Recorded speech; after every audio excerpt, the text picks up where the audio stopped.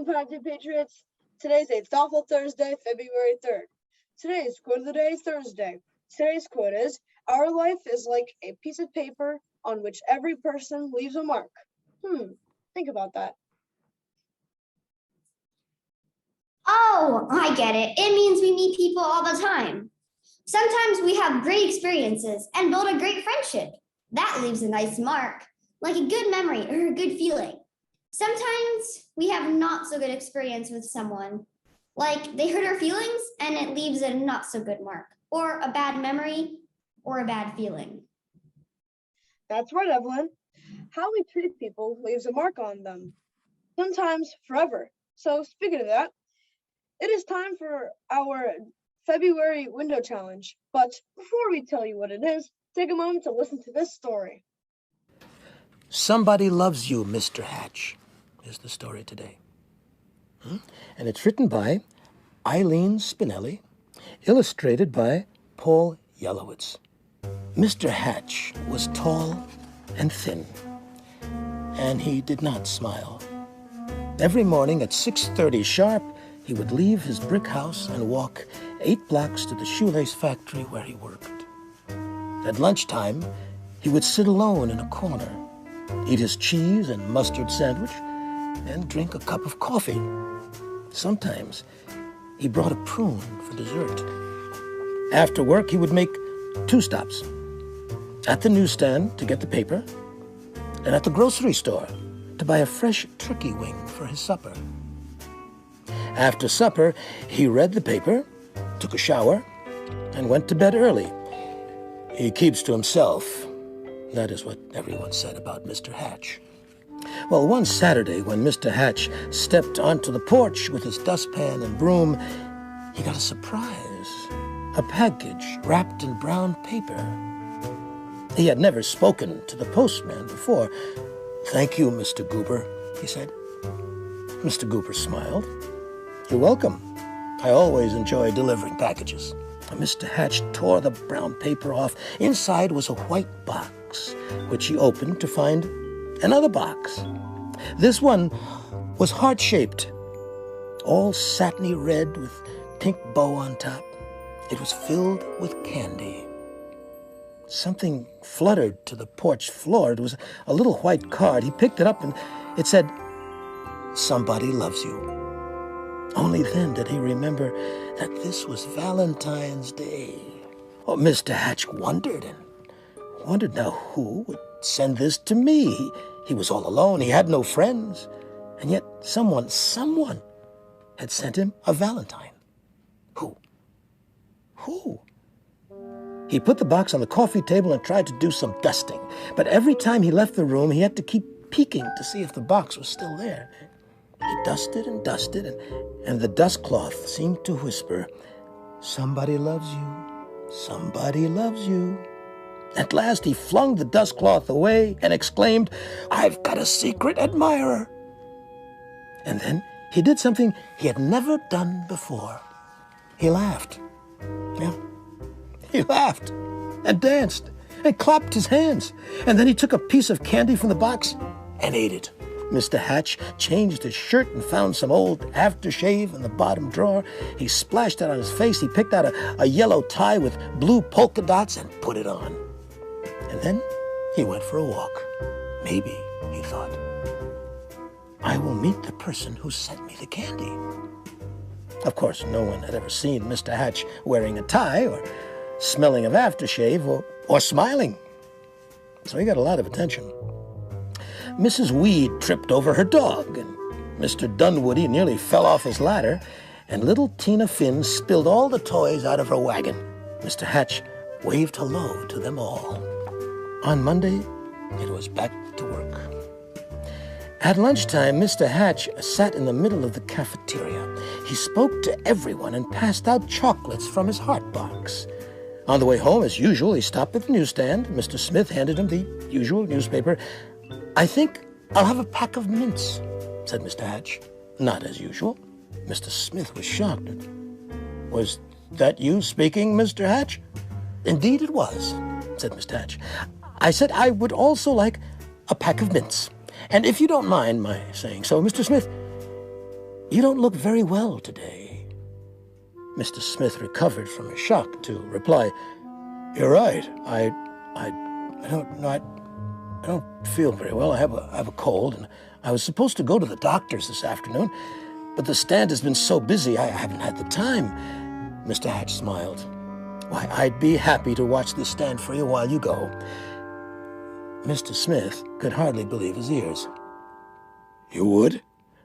"Certainly. Just show me what to do." And so Mr. Hatch ran the newsstand for an hour.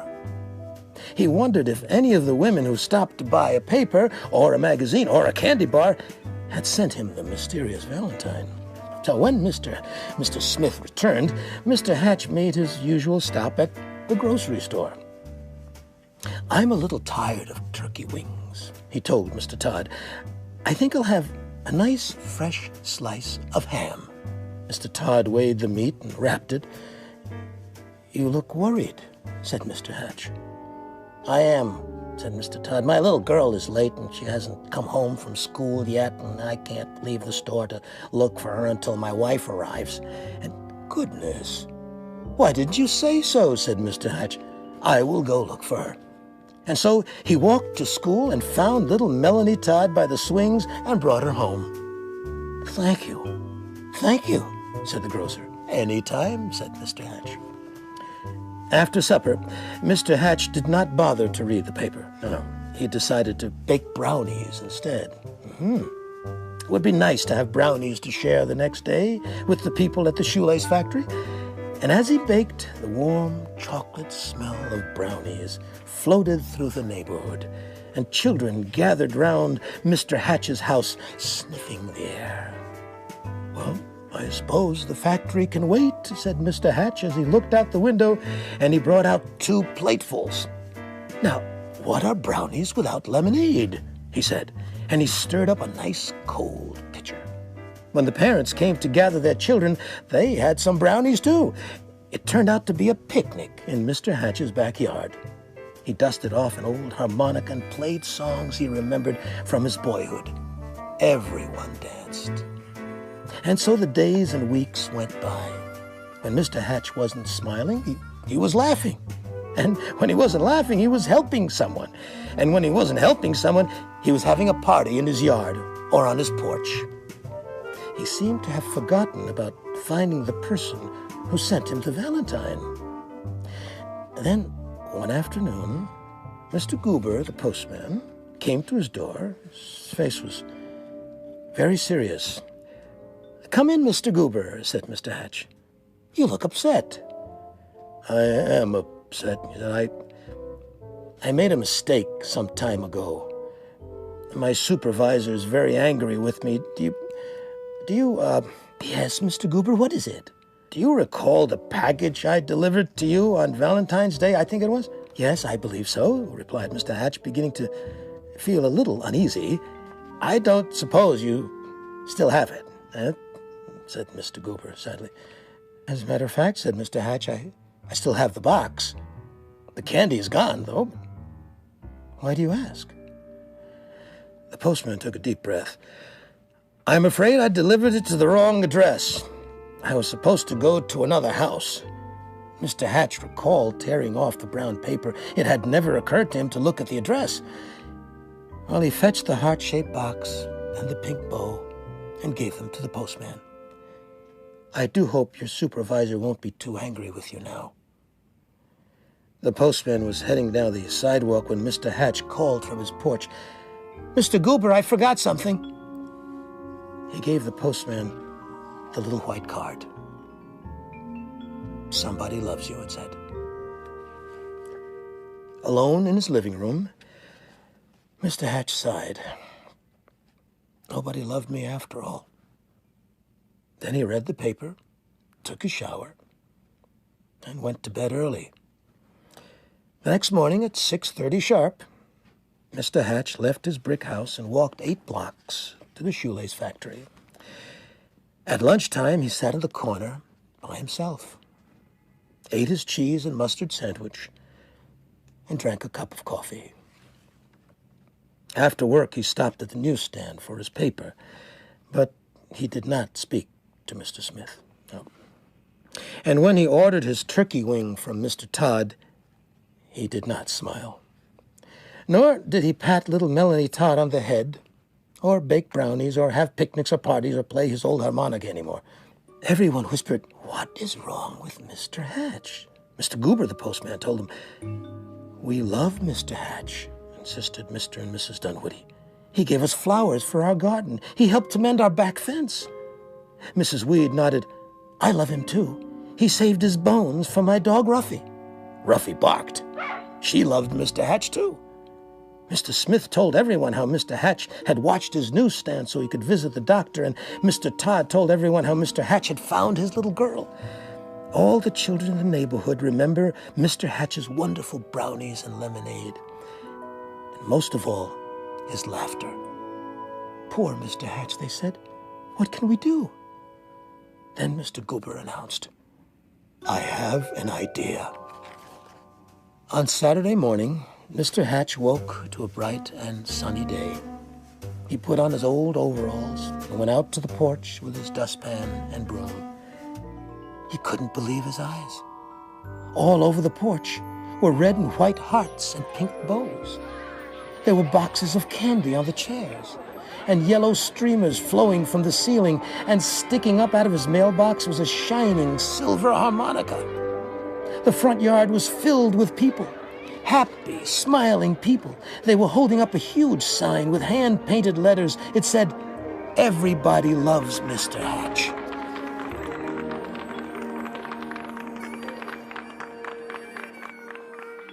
Mr. Hatch dabbed at a tear with his handkerchief. "I do believe," he sniffed, "somebody loves me after all." And then he smiled. And then he laughed. And then he hurried down to be with his friends. Just getting that little note left a mark on Mr. Hatch that changed him in such an awesome way. And then he went off and left a mark on other people, like the newspaper stand man and the grocer. Yeah, and it was cool at the end how everyone in town left an actual mark, a paper, heart, or ribbon to show Mr. Hatch that everyone loves him. That should be our window challenge for our caring month of February. Write your favorite positive, encouraging message on a paper heart, decorated index card, or paper, and put them in the windows of your classroom. That way, when people walk by, your caring words will leave a mark on them and brighten their day. You don't have to just write words either. Remember, our lives are like a piece of paper on which everyone leaves a mark. Be careful what kind of mark you leave on people today and every day. Make it a positive one. Well, let's make a positive mark on some patriots for their birthday today. Happy birthday today to Avery and Brielle M. in Mrs. Godwin's class. Happy birthday! Let's talk lunch. Today for lunch we are having PB&J to-go box, grilled chicken Caesar salad, or pasta with meat sauce or marinara sauce, and garlic bread. Vegetable and fruit choices are Caesar side salad, green beans, cantaloupe or honeydew chunks, mixed fruit cup, or juice. And don't forget to grab your milk and utensils.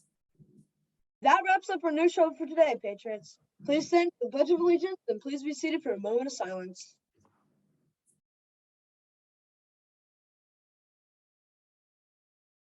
I pledge allegiance to the flag of the United States of America and to the republic for which it stands, one nation, under God, indivisible, with liberty and justice for all.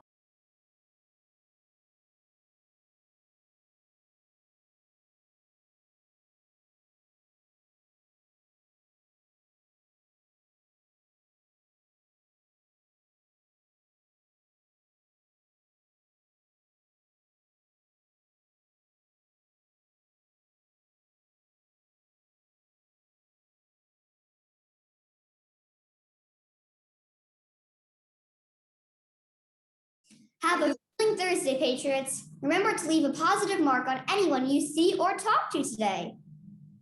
And remember, we are living the questions By feeding our passions. and exploring our wonders. Bye. Bye.